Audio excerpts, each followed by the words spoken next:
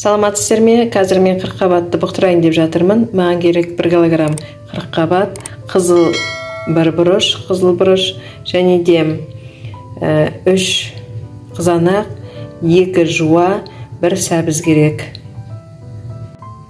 Сонымен қатар тұз, қара бұрыш және де шемішкі май керек.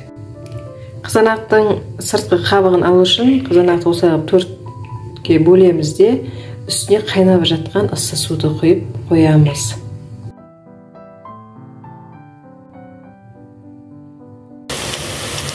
Жуаның қуырылған иісі шыға бастаған кезде үстіне сәбіз саламыз.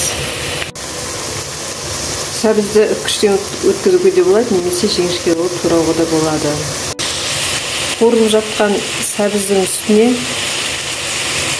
қызыл бұрышымызды саламыз. Енді сәбіздің үстіне дайын болған қызанағымызды құямыз. Енді қырыққабатымызды салып, жақсылап араластырамыз да үстіне 1 шай қасық тұз және де бұрыш саламыз.